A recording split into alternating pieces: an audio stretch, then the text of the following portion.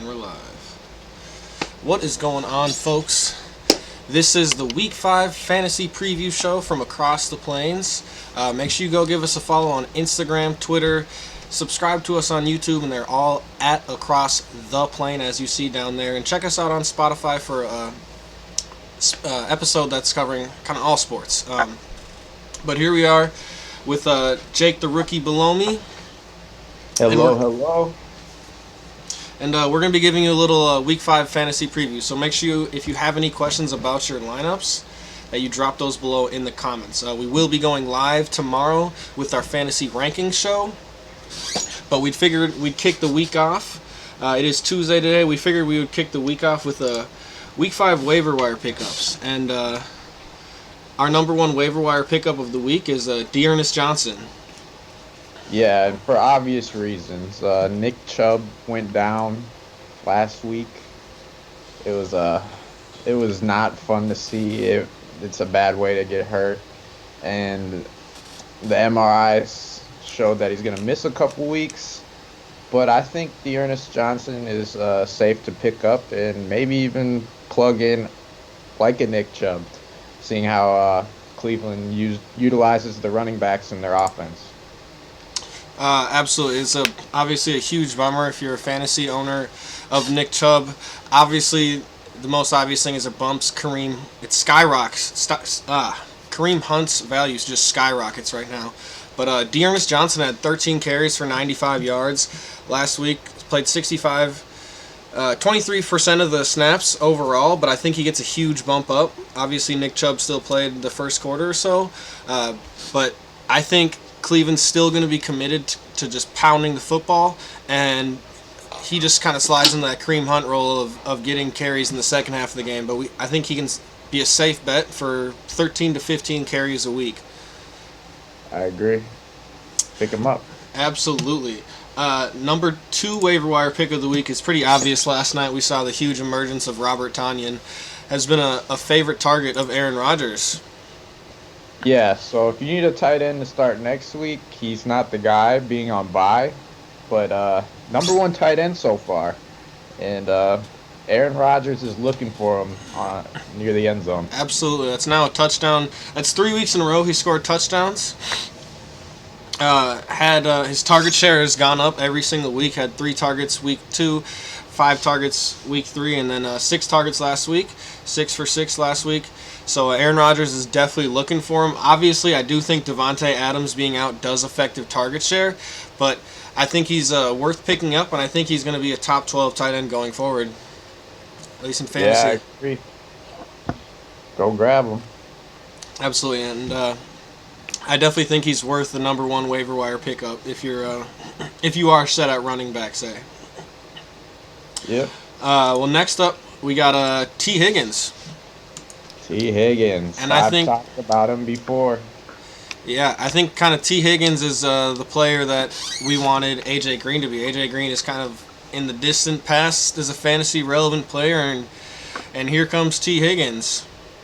Yeah, I mean, A.J. Green has had more targets, but Tee Higgins has had more production.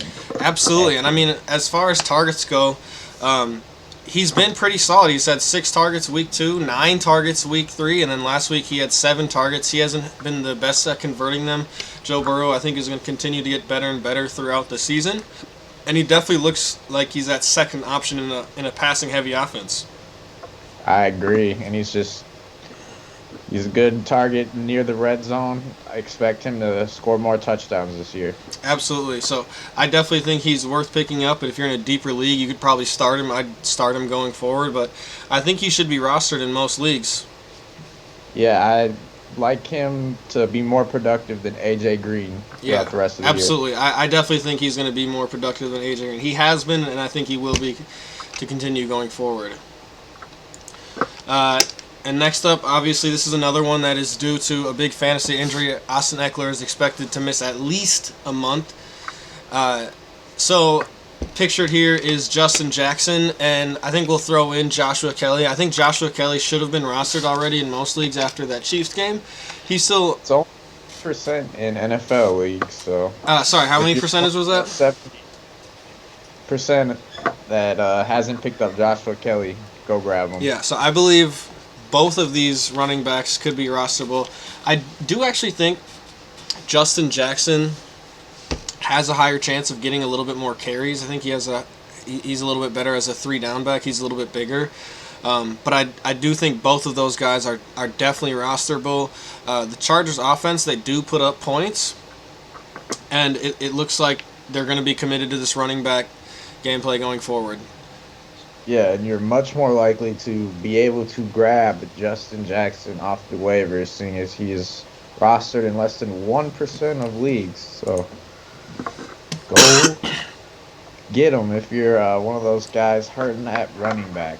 Yeah, absolutely. He only had 6 carries last week, but obviously Austin Ekeler went down, and then he did have two catches last week. So he does. I think both of the running backs get passing work, and I both think they can be getting double-digit touches every single week as long as Austin Ekeler's out. Agreed. Those offenses, we talked about it in our previous episode. We thought those were the 1-2 punch where the 2 running backs are going to be successful in those offenses. So absolutely, I agree. And next up, we got Scott Miller.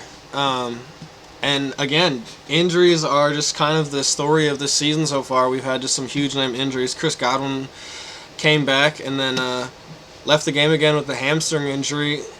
And Scott Miller had a really good week last week. He had 7 targets, 5 catches, 83 yards, and a touchdown. Scott Miller. Strangely enough, he's had 8. That's last week he had exactly 83 yards as well. So it's 83 yards in 2 weeks as well, and looks like Chris Godwin's going to miss some time. Yeah, he's only rostered in 11% of NFL leagues right now, so probably on the waivers in your league, 9 out of 10. And, he's going to be a slot guy, I think, and that's one of Brady's favorite targets.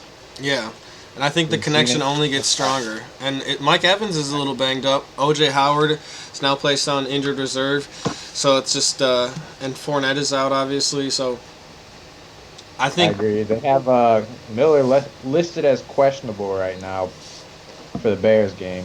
Yeah. But I think just they're resting him so he can play Thursday without a wear and tear. Yeah, absolutely. And the last waiver wire pickup guy we have is Tim Patrick, and he had a great game on Thursday night. Yeah, and what makes Tim Patrick's value go up is Courtland Sutton missing time. Absolutely.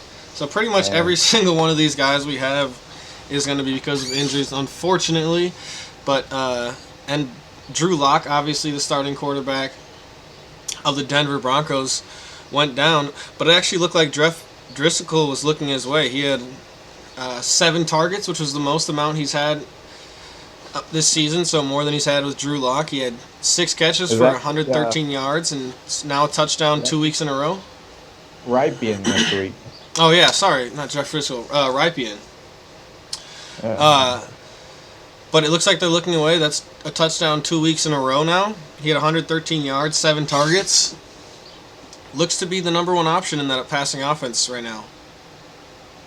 Yeah, Drew Lock is questionable, so he might return this week. Mm-hmm. We'll see. It's against New England, at New England. Yeah. So I might just throw Rypien out there again just because I don't know. Yeah. I mean, I don't know if I'd necessarily play him this week against New England, but I think going forward he actually could be a decent flex option. Yeah, Tim Patrick, I think you can pick him up if you had Courtland Sutton. I think he's a perfect slide him in there for that guy. Yeah, absolutely. So that's going to be the last waiver wire section. If you can, go try and pick those guys up. It obviously all depends on your situation, but your team probably has a couple injuries unless you've been really lucky so far. So go and try and grab those guys. Next up, we're going to have some streaming quarterbacks that we can play. And starting off, we'll have Teddy Bridgewater. Yeah, he had a 4 game against Arizona. And I think he's starting to have more confidence in leading this offense. Yeah, absolutely. I think he does actually. He has some rushing upside too. He had 32 yards on the ground last week, and they're playing at Atlanta. Um, Last week he had 2 touchdowns, 32 yards on the ground, and a rushing touchdown. So he has that upside, and he's been building that connection with Robbie Anderson. He's been throwing the ball to Mike Davis, and I think Atlanta, this could be potentially a high-scoring game where Teddy Bridgewater gets another 3 touchdowns at least. Yeah, Atlanta's worst for they've given up the most points to quarterbacks for fantasy football. Yeah. So yeah, stream Teddy Bridgewater. I feel confident in that. Absolutely. And the next streamer option we're going to have is Justin Herbert. Justin Herbert. What can I say about this guy? I didn't know what to think at first, and I think he could be a starter in this league for a while. I do as well. They're playing at New Orleans, and obviously New Orleans is not the same team that we knew last year. And first primetime game. We'll see how he does. Absolutely. He has rushing upside. They give him a couple attempts every single game. He had a rushing touchdown week 2, his first start. Last week he threw for 3 touchdowns. Yeah, and he's averaging around 300 yards a game for passing. Yeah, absolutely. Last week he was super efficient. Actually, he went 20 for 25 with 3 touchdowns. And again, interception each week. Again, he has that upside. He has the rushing upside. Yes, rushing upside. And last but not least, the last streaming option we have is our guy, everyone's favorite, Kirk Cousins. I actually do think this week Kirk Cousins could have a decent stat line. We're playing at Seattle. And I know Kirk Cousins isn't the best on the road, but I think this year with the lack of fans is a little bit different. And he only had 1 touchdown last week against Houston, but he had 3 touchdowns against Tennessee. And Seattle's actually been really bad on defense. They've had one of the worst passing defenses in the league. They have one of the worst cornerback core in the league. And I think this is a game where Justin Jefferson and Adam Thielen can eat on those cornerbacks. Yeah, it could be. It's really hard for me to say start Kirk Cousins just because it's on the road, and I told people to start Fitzpatrick last week against Seattle's defense, and that didn't work out as well as I thought. He had a decent game. It was decent, but that's what I would expect from Kirk Cousins, and hope you get more. Well, all right, let me say this. I think for me, a start at quarterback, I'd say 18 points. Ryan Fitzpatrick had 21.3 fantasy points last week. Okay. Yeah. I say Kirk gets around 20. Yeah. So for me, if that's a good streaming option. Okay. I think he's there. And again, it's all situational. If you're in a 10, 12-man league, maybe not. But I think Kirk Cousins definitely has some upside. Yeah, I agree. And I could be down to Seattle, and game script could help him get more passing attempts. Hopefully he breaks the 30 threshold. Yeah. Maybe not, but we haven't seen it yet. But hopefully he gets some 30 attempts off. Yeah, I think so. I think he gets a lot of passing attempts again. Their cornerbacks are pretty bad, and they've been allowing a lot of points. So I think you could probably throw him in and expect at least 18 points from him. So let's move to defenses. Number 1 defense I think you should play this week, obviously, and this kind of goes for any week, is play the guys who are playing the Jets. Terrible offensive line. They are throwing picks because of that. Yeah. And Chandler Jones can get some sacks. Obviously, they've been the worst offense. Well, the worst offense. I mean, the Jets don't even look like an NFL team. So yeah, I don't know what to tell you about the Jets. I think they want to lose and then trade Darnold. Yeah, I don't really know what's going on with the Jets and Adam Gase, but it looks like they're going to stick with him so they can lose, I suppose. Yeah, he knows what he's doing in that regard. So Yeah, and so I do think, though, let me say this. I do think with the waiver options we had listed above, I do think you should spend your first pick on a guy like that, unless your team is solid and stacked. But I think there's some really nice waiver options there. Waiver options there. And Arizona Cardinals might be getting picked up, but I think this next team we got, I think they'll be available, actually. And that's going to be the Miami Dolphins, and they're playing San Francisco. Oh yeah, I agree. I think it's gonna be a low-scoring affair. Miami's rush defense got me kind of worried, but I think if Miami takes the lead, we can expect some Nick Mullins interception. Yeah, I think, and that's what we're going to rely on. I think we can see some sacks and see some interceptions and some turnovers, and that'll get you a pretty decent game from the Miami defense. And that's going to be a team that will probably be available on your waiver. Yeah, I agree. And on the road so far, they've held teams to under 400 yards. Yeah. So that's a good sign. Yeah, Nick Mullins, did not look good. So. Yeah, no. All right. Well, next up, we're going to have players that you should try and go out and trade for.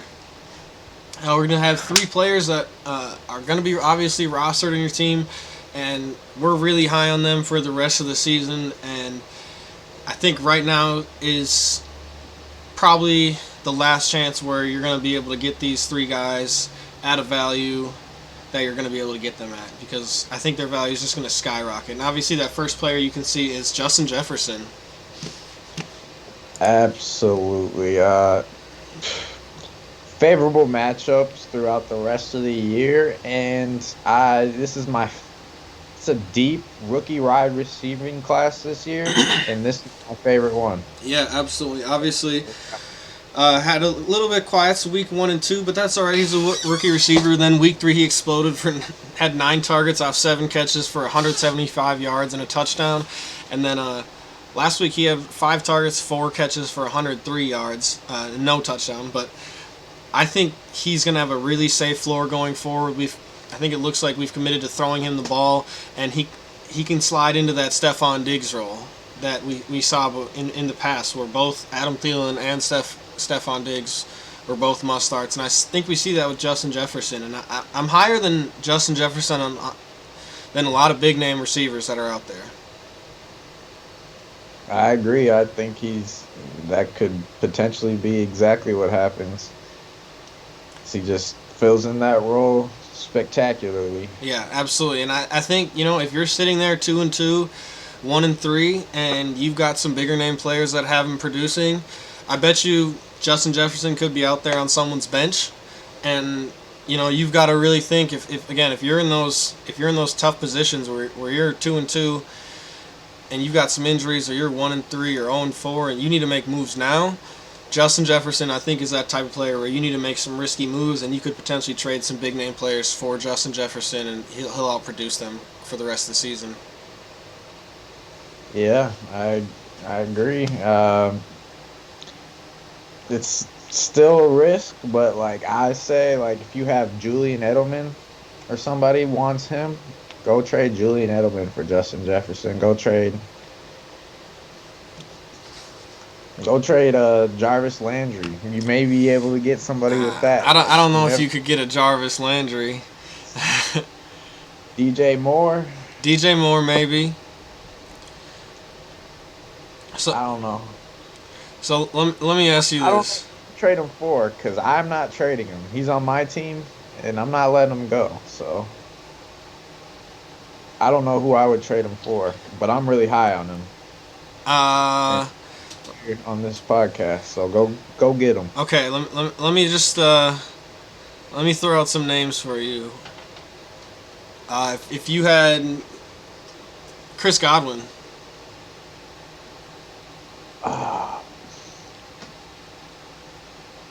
That's hard. I think Jefferson does better for the rest of the year. Me too. So, and honestly, again, if it's in a situation where a team in your league doesn't look like they're going to be starting Justin Jefferson, you could bait him with Chris Godwin. End of season is going to look good, and you can throw him in there. But honestly, I think Justin Jefferson outperforms him. And again, if you have Chris Godwin, you probably draft him as your WR1 or WR2 if you went wide receiver heavy. So your team could potentially be hurting. Let's see. Let me throw out some other names. Juju Smith-Schuster. Nah, I'm not doing it yet. I was gonna say I'm doing it. There you go. Yeah, I mean, I think he's just gonna continue to get better and better and better. So I'm really high on Justin Jefferson for the rest of the season. I think there are again a lot of guys that you should look at trading for him. Yeah. All right. Well, next up is a player who's returned from injury, and the sky's the limit, I think, for Kenny G. Oh yeah. Lions love playing from behind, and the only way they usually get ahead is if they threw a touchdown to Kenny G. Yeah. So absolutely. So big scoring part of that offense. Yeah, I think situationally you have to look at it too. A player, obviously, a fantasy manager in your league didn't get Kenny G for the first 2 weeks. They obviously did without him for the first 2 weeks. He's came back. He's had 2 games. He's had 6 catches for 57 yards, week 3 for a touchdown, and then 4 catches for 62 yards and a touchdown, which is really solid. He hasn't had a huge game yet where we see like 100+ yards, but I think those games are definitely coming. He's getting the target share, 7 targets and 8 targets respectively. That's like 12 yards a target. Yeah. 12 yards a reception. Absolutely. So that's a good point, especially if you're playing PPR. That's 2 points every time he catches the ball. And I think the next 2 games he plays, Jacksonville and Atlanta, I think he has huge games. So I think right now, if you didn't already trade for him, which I think you should have, I think right now is probably going to be the last chance where you don't have to give up a big package for Kenny Golladay. I agree. And the last player you should go out and trade for is a player returning from injury, and that's Raheem Mostert. Yeah, Mostert. Going to be a big part of San Francisco. They're running the ball. We've seen it. He runs it good. He's on a contract year. He's going to be performing the best he can, trying to get this bag. And absolutely, as long as he stays healthy, I think he will be top 20 running back this year. You can guarantee it. Yeah, absolutely. And again, I think this is one of those situations where I think right now is going to be like the lowest you can get him for the rest of the season. Again, he's a big part of that offense. San Francisco likes to throw their running backs. Kyle Shanahan likes to involve them creatively, and he's just the guy for that. He's had touchdowns in both week 1 and 2, and then obviously got injured. I think he's questionable going into this week, so we'll keep an eye on that. But again, I think you really, if you're in a tough position, Raheem Mostert can really save your season. Agreed. All right, and so since we did players we got to trade for, then obviously we got to do 3 players that we're trading away. And that player is actually Julio Jones. Yeah, it's a big name. It could definitely attract some good offers that I think will outperform. You could maybe get a 2-for-1 for Julio Jones, even with 2 low-key guys. Yeah, and again, if you drafted Julio Jones, he went no later than the 2nd round, and he just has not performed, and you're probably in a tough spot because of that. And yeah, I think you go out right now and try to get a 2-for-1 for Julio, because I don't know how much, like the Atlanta Falcons, they're going to score, but I don't know how much you can trust Julio Jones or who you can necessarily trust because they spread the ball out so much. Agreed. And it's just, he's been dealing with the hamstring for like the last 3 years now. Yeah. So like, I mean, he's 31. He's not the player he used to be. He's obviously still a great player.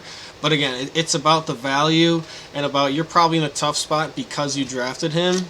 He hasn't been getting you a return on his investment. So I think go out and try to get a 2-for-1 for him. I agree.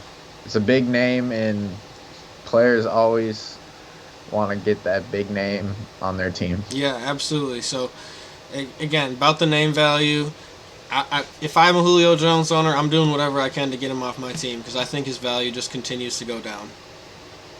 I agree, and I think, like you said, it's week 5. It's the perfect time to, make some bold moves. Yeah, absolutely. And so these next two guys we have are going to be guys they actually had really good weeks this last week, and I think again strike while the iron is hot, and that's going to be actually Odell Beckham. Yeah, I agree. He had 3 touchdowns last week. Only one was from Baker Mayfield, which still concerns me. Yeah, he had a rushing touchdown and a receiving touchdown from Jarvis Landry. So as far as receptions go, it's still like he is yet to iffy about it. Eclipse more than 5 receptions. And again, I think after this huge game, you could get a really big package, some really good value, a nice 2-for-1 trade for him. Agree. I think name value and recent what have he done lately. Yeah, honestly I think that was I think for sure I'd bet that was his best game of the season. Again, only 1 touchdown. His best game as a Brown. Oh yeah, that was 1 touchdown from Baker Mayfield, and again has yet to have more than 5 receptions. So I think you can get a player like, again, I would much rather have Kenny Golladay than Odell Beckham. Absolutely. So, and I think that's definitely a trade you could potentially make. So go out and I think you try and trade Odell Beckham and get it. Make sure you get a good package, but I think right now you're going to be able to get the highest value for him. Yeah, I agree, especially coming off that game. Yeah, absolutely. And last up is another Falcons player. And so we're selling the Falcons, and he actually had a really good week. Best week of the season was Todd Gurley. Yeah, Falcons running back used to be like a position where I'm like, I gotta go get me the Falcons running back. Yeah.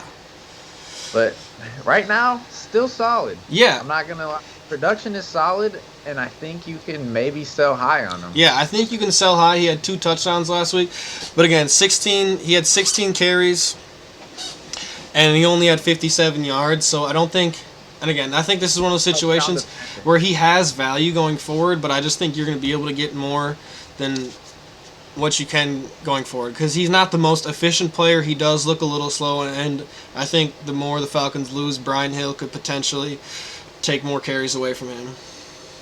I agree, and then Ito Smith has also got a little bit of work too. Yeah, absolutely. The thing about Gurley is I don't like his upside. He's touchdown dependent to me, and he's not gonna break any 15-yard plus runs. Yeah, absolutely. And I think the main thing for me is we thought he was going to be more involved in the passing game, and the Falcons just really aren't using him creatively. So I would try and sell high on Gurley right now. That's the thing. With these trade away players, you might be confused. Be like, why would I trade away 2 guys who just put up 20-plus points? It's because they just put up 20-plus points. Exactly. And we don't think it's going to be a trend. So I think you sell high on those guys. Yeah, absolutely. So there it is, folks. That's our Week 5 fantasy preview. We will have a ranking show tomorrow. Check us out Wednesday at 9 p.m. Central. We'll be doing a live show with our rankings, so check that out. If you have any questions about anything with your team, drop a comment below. Give us a subscribe. Give us a follow on Instagram and Twitter. Check us out on Spotify. We have a full-length podcast. Yeah, this is Jake the Rookie, and appreciate you guys joining us. Check out the content and stay tuned. Subscribe on YouTube. That will be the easiest way to get these videos to your mind. Absolutely, folks. Brain. And we'll see you tomorrow.